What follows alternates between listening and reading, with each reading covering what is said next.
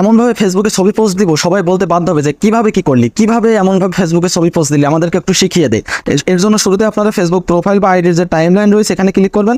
Click করার পরে এই যে ট্রিপল ডট রয়েছে, ঠিক আছে, ট্রিপল ডটের এখানে যথারীতি একবার ট্যাপ দিব।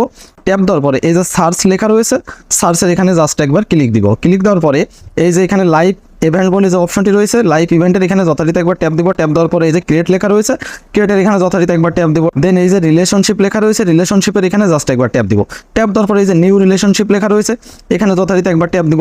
ট্যাপ দেওয়ার পরে এখান থেকে এই যে ফটো লেখা রয়েছে, এখান থেকে এখানে জাস্ট একবার ক্লিক করবে। এখানে ক্লিক করার পরে আপনার গ্যালারিতে নিয়ে যাবে। গ্যালারিতে নিয়ে যাওয়ার পরে আপনারা গ্যালারির ফটোটা এখান থেকে সিলেকশন করে দিবেন। ঠিক আছে, আমি গ্যালারির ফটো এখান থেকে সিলেকশন করে দিলাম। সিলেকশন করে দেওয়ার পরে এই যে ইন এ রিলেশনশিপ লেখা রয়েছে, এই লেখাটি আপনারা কেটে দেবেন। কেটে দেওয়ার পরে আপনারা এখানে আপনাদের ইচ্ছা মতো পোস্টের উপরে যে লেখাটি লিখতে চাচ্ছেন সেটি এখানে দিয়ে দেবেন। এই যে আমি আমার ইচ্ছা মতো লিখে দিলাম, অনেকদিন পর বান্ধবীদের সাথে গ্রামে ঘোরাঘুরি। ওকে, দেন এই লেখাটি লিখলাম। লেখার পরে এই যে উপরের দিকে নেক্সট লেখা রয়েছে, নেক্সট এখানে যথারীতি একবার ট্যাপ দিব। ট্যাপ দেওয়ার পরে এই যে দেখুন নিচের দিকে শেয়ার লেখা রয়েছে, ঠিক আছে, নিচের দিকে শেয়ারের এখানে জাস্ট একবার ট্যাপ দিলাম।